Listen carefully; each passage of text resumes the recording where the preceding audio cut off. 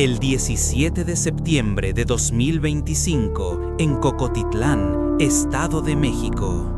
La sangre ya estaba seca cuando los peritos llegaron. 2 cuerpos, maniatados y golpeados, abandonados junto a un camino rural. La escena era brutal, inequívoca, y ya se hablaba de un ajuste de cuentas.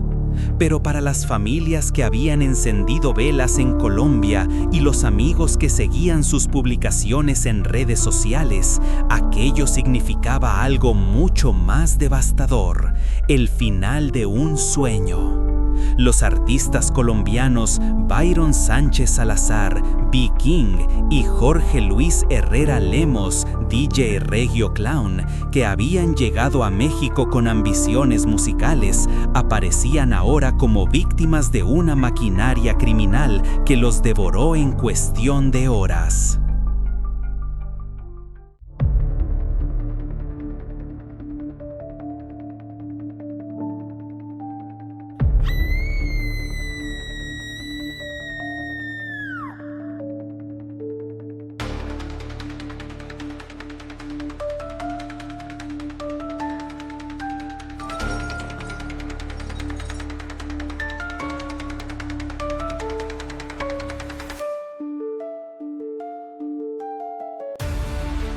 Bienvenidos a Rastros del Pecado. El canto de sirena de la fama internacional resonaba con fuerza en la mente de 2 artistas colombianos, atrayéndolos hacia el corazón vibrante y caótico de México. Para Byron Sánchez Salazar, de 31 años, conocido en el escenario como B. King, este viaje no era solo una oportunidad, era el destino.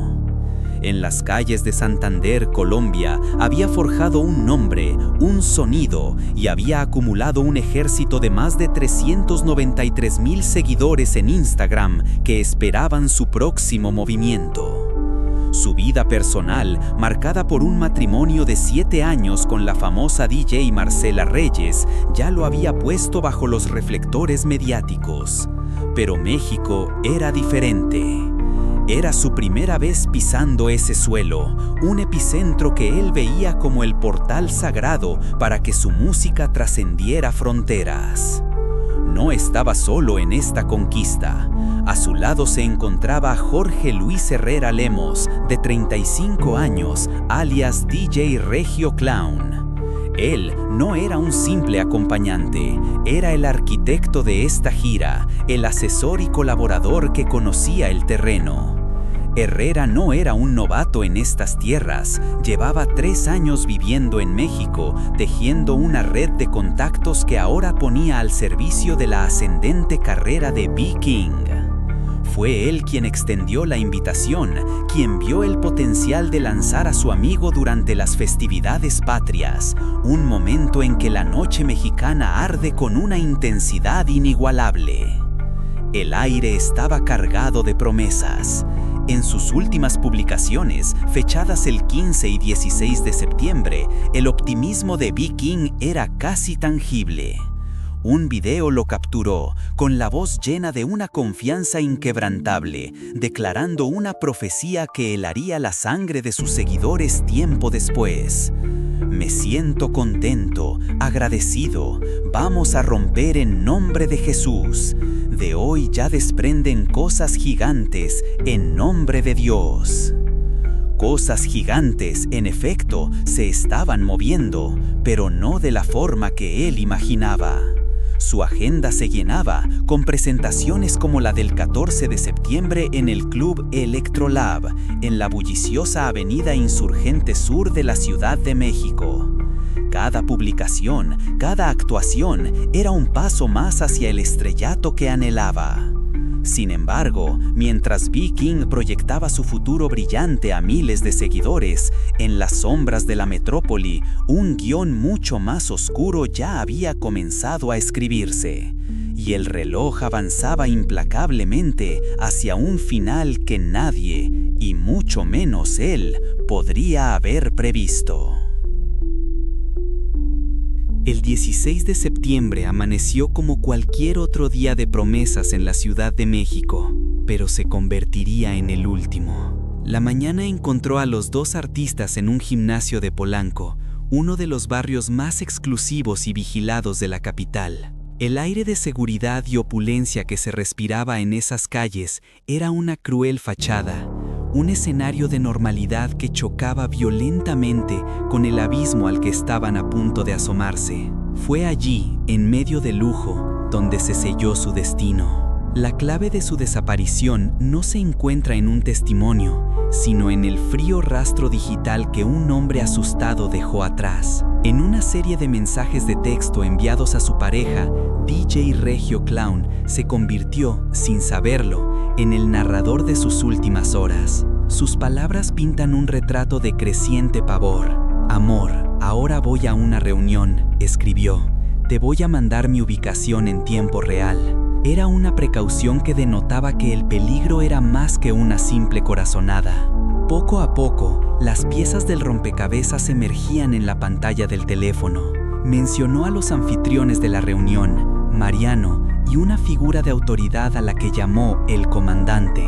Para dar contexto, compartió el contacto de Mariano Escolta, un peón al servicio del comandante. Pero entonces, la máscara de profesionalismo se resquebrajó, dando paso a una confesión visceral. Su último texto fue un grito de auxilio silencioso: no confío en nadie. Y justo después, la frase que lo explica todo, una sentencia que resume la peligrosa encrucijada entre la ambición y la supervivencia. Pero hay que hacer negocios. En esa línea se condensa la tragedia. Un negocio tan importante que valía la pena ignorar el instinto, tan lucrativo que exigía sentarse a la mesa con el miedo como invitado principal. No eran víctimas ingenuas, sabían que estaban entrando en la boca del lobo. La transición de hombres libres a cautivos fue rápida y metódica. Al salir de la seguridad de Polanco, tomaron un taxi de aplicación, un vehículo rastreable, anónimo. Pero era solo la primera etapa. Poco después, fueron transferidos a un Mercedes-Benz gris, un auto fantasma con placas ilegibles que los tragó por completo.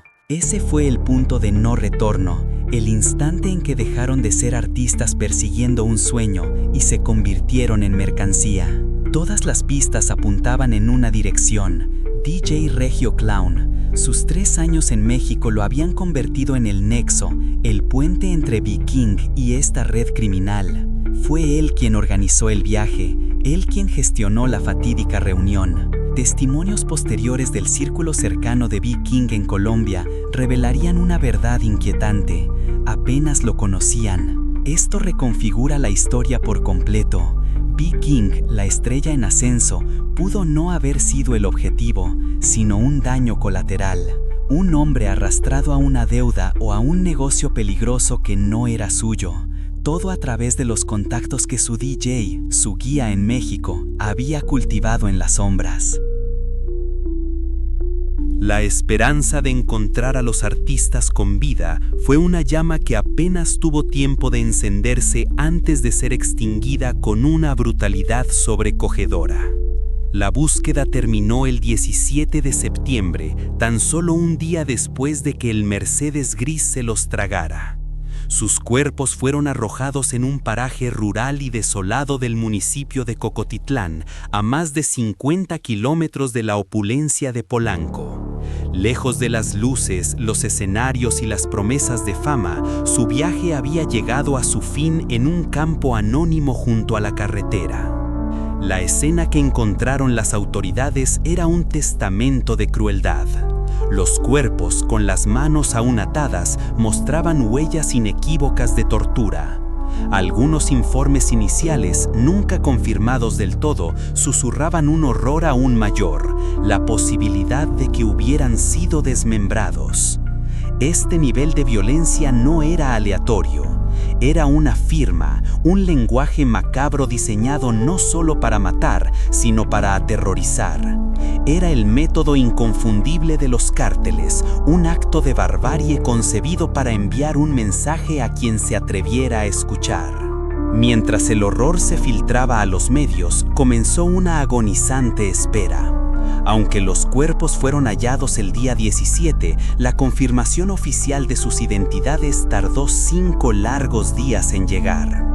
El 22 de septiembre, la Fiscalía General de Justicia del Estado de México puso fin a las especulaciones. Las pruebas forenses y el ADN no dejaban lugar a dudas. La confirmación final vino del peor modo posible, a través del reconocimiento visual de la familia de B. King, que había viajado a México con la esperanza de encontrarlo vivo y ahora se enfrentaba a la tarea de identificar sus restos. Junto a los cuerpos, los asesinos habían dejado su tarjeta de presentación, un narcomensaje. Un trozo de cartón con una sentencia de muerte escrita a mano atribuida a la familia michoacana. El mensaje era una advertencia directa y escalofriante. Esto va para todos los chapulines, encargados y vendedores, vamos por todo, familia michoacana. En la jerga de Lampa, la palabra chapulines tiene un significado preciso y letal. Se refiere a los traidores, a aquellos que saltan de un bando a otro o que intentan operar de forma independiente en un territorio que ya tiene dueño. De repente, la historia daba un vuelco. Ya no se trataba solo de un negocio fallido. El mensaje sugería una ejecución por traición. La pregunta que ahora flotaba en el aire era terrible. ¿Quién de los dos era considerado un chapulín? ¿O ambos habían sido sentenciados por la misma falta?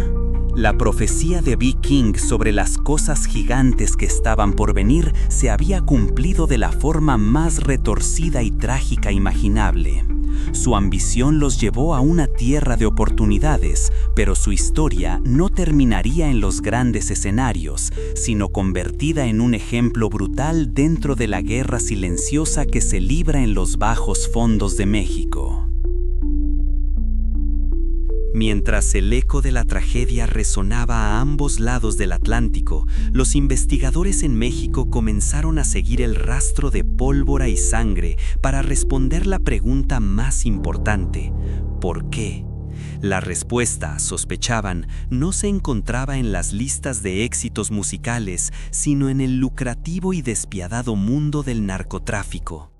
La principal línea de investigación de la Fiscalía apuntaba a un nombre que se susurraba en las fiestas más exclusivas y en los callejones más oscuros: Tusi, la llamada cocaína rosa. De pronto, todo encajaba.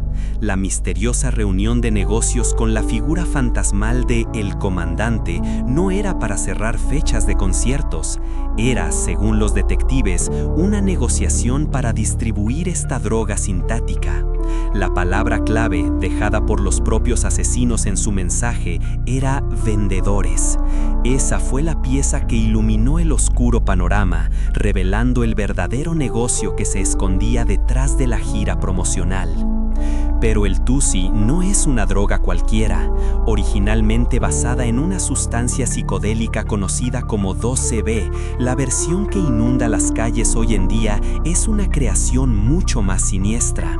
Su atractivo color rosa y su olor dulce a fresa son un disfraz, un engaño mortal que oculta un cóctel químico impredecible. Análisis de la DEA han revelado mezclas que incluyen ketamina, MDMA, metanfetamina y, en ocasiones, venenos tan letales como el fentanilo. Consumirla, han dicho los expertos, es como jugar a la ruleta rusa. Este era el volátil mercado en el que presuntamente los dos artistas habían intentado entrar. El conflicto que selló su destino probablemente surgió de una disputa territorial o de un acuerdo comercial que salió mal. En el mundo del narcotráfico no hay segundas oportunidades ni renegociaciones. Un error, una ofensa o el simple hecho de operar en el territorio equivocado se paga con la vida. La historia de B. King y DJ Rayo Clown dejaba así de ser la crónica de un sueño musical para convertirse en una cruda advertencia. La de dos hombres que, seducidos por la promesa de dinero rápido y poder, cruzaron una línea invisible. Una línea que separa el escenario del submundo, un lugar donde las reglas son diferentes y donde un mal negocio no se cierra con un apretón de manos, sino con una sentencia de muerte escrita en un trozo de cartón. Mientras el móvil del crimen se aclaraba, los investigadores se lanzaron a la casa del eslabón perdido, el Mercedes-Benz gris, el vehículo fantasma que se había tragado a los artistas.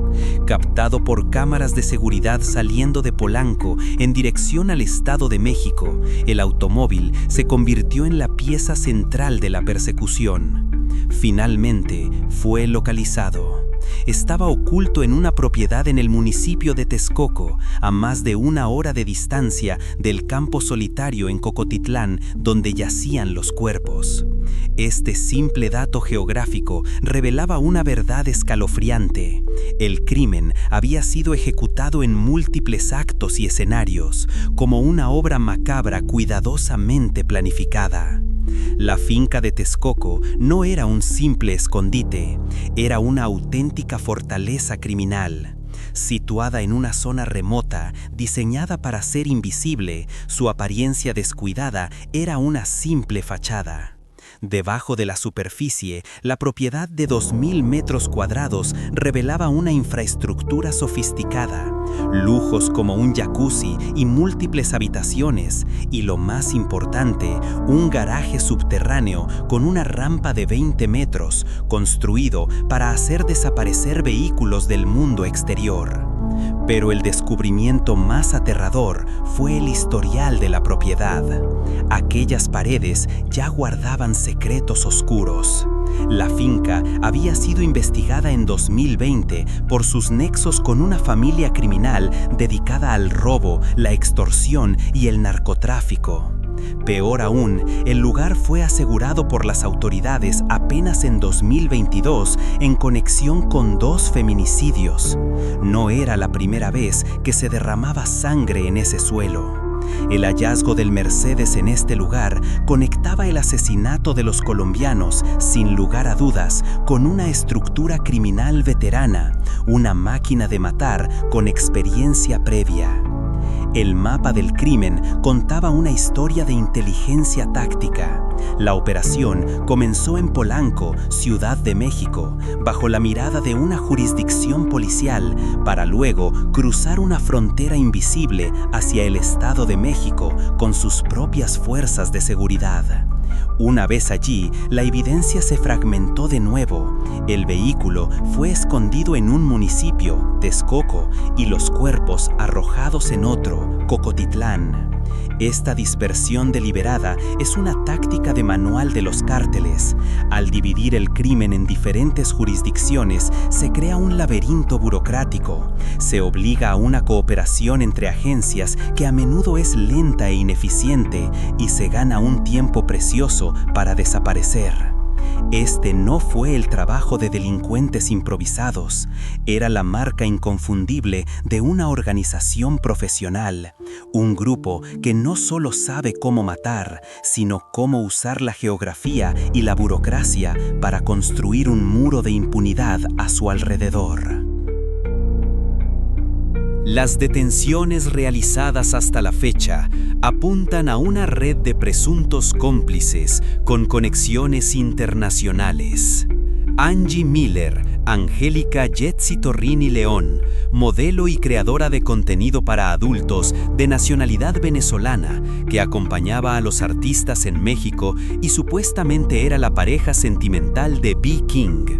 Fue la última persona conocida que los vio con vida y fue arrestada el 23 de septiembre en Tlalnepantla de Vaz, Estado de México, por su presunta participación en los asesinatos.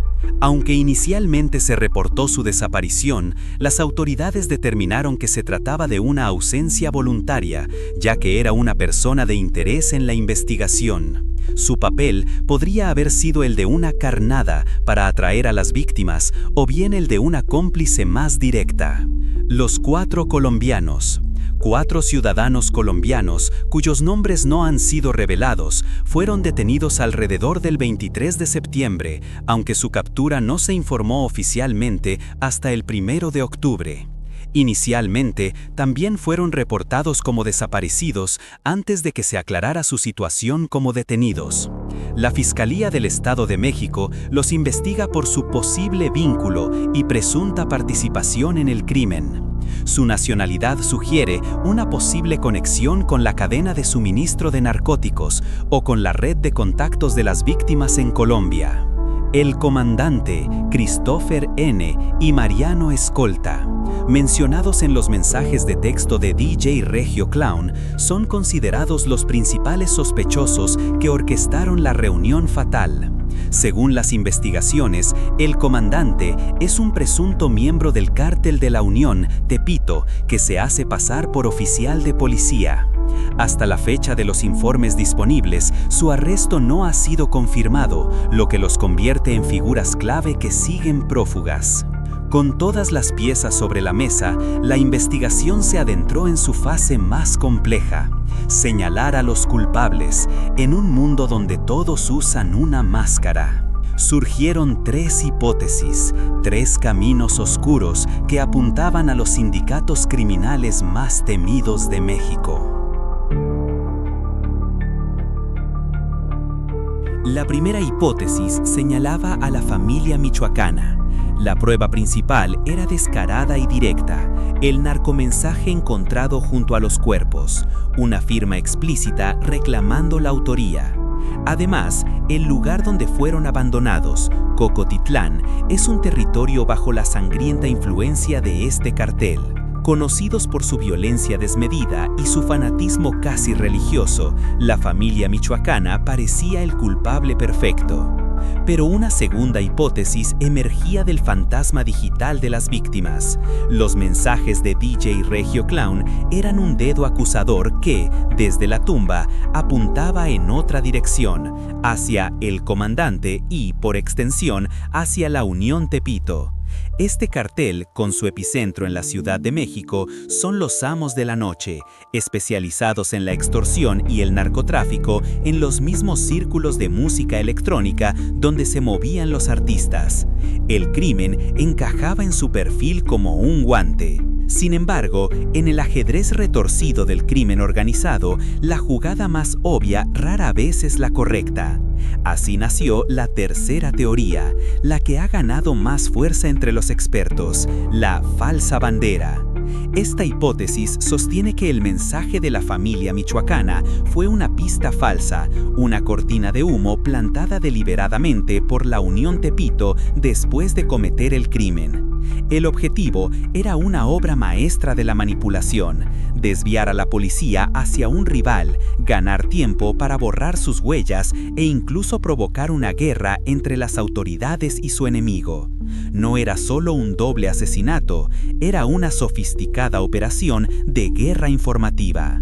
Este crimen arrancó el velo de una realidad mucho más grande. La mezcla de nacionalidades, víctimas colombianas, una sospechosa venezolana y un cartel mexicano, demostró que el tráfico de Tusi no es un problema local. Es una red transnacional, una cadena de suministro que se extiende por Latinoamérica, donde los cárteles mexicanos controlan el tramo final, usando a extranjeros como peones para distribuir la droga en escenas sociales específicas.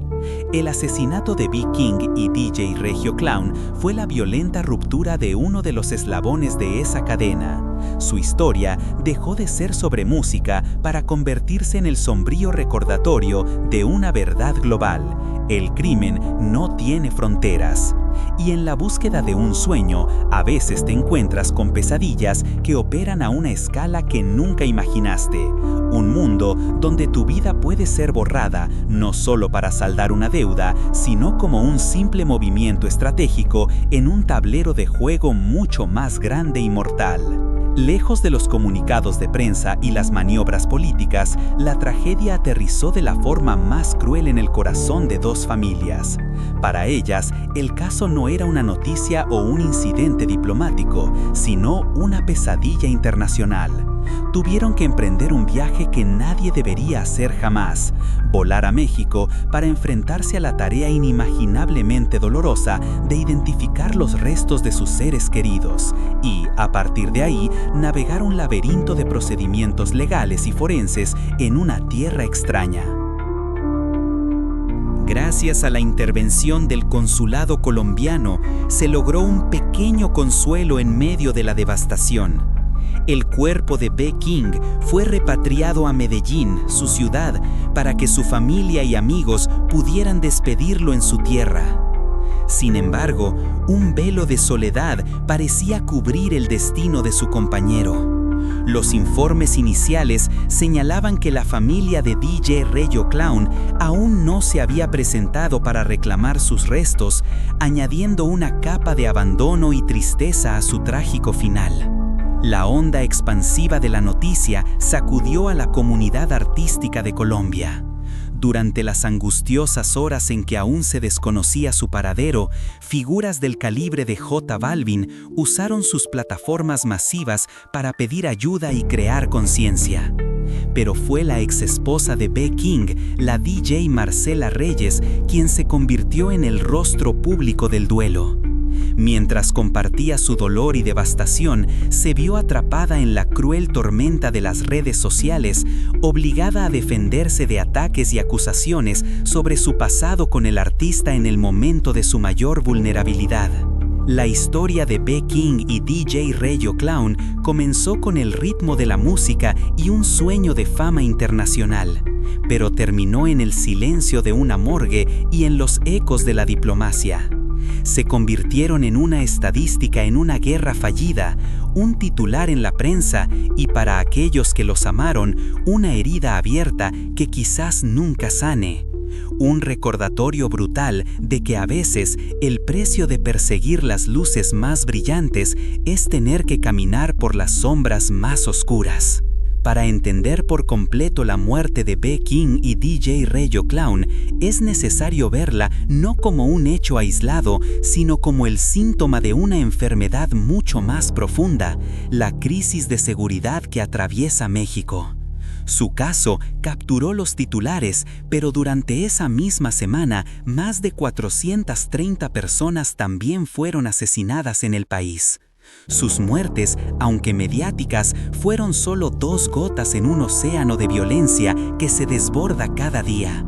Su tragedia también arrojó luz sobre otras, como la del repartidor venezolano Tyron Paredes, cuyo cuerpo fue encontrado en el mismo municipio de Cocotitlán, un recordatorio de las incontables víctimas anónimas de esta guerra silenciosa. Estos asesinatos exponen una vez más la peligrosa y larga relación entre el crimen organizado y la industria musical en América Latina. Un mundo de glamour que a menudo ha sido usado para lavar dinero, como símbolo de estatus para los capos y como un campo de reclutamiento. El tráfico de Tusi, dirigido específicamente a la escena de la música electrónica, es simplemente el capítulo más moderno de esta simbiosis letal. Pero la verdadera tragedia que este caso refleja es el monumental desafío de encontrar justicia en México, con una tasa de impunidad que, según los expertos, alcanza un escalofriante 98% de los delitos. La gran mayoría de los asesinatos quedan sin resolver y los culpables nunca enfrentan las consecuencias. Mientras esta falla sistémica persista, cada nuevo asesinato solo confirmará una terrible verdad: que en México la vida vale poco y la justicia casi nada. Aunque el crimen fue obra de un cartel local, sus ramificaciones son innegablemente globales. Involucró un producto sintético de diseño, víctimas y sospechosos de múltiples nacionalidades y desató un debate político que trascendió fronteras. La lección final del destino de B. King y DJ Reyo Clown es clara. En el siglo XXI, el crimen organizado ha borrado el mapa, y la violencia que comienza en un rincón oscuro del mundo rara vez se queda allí.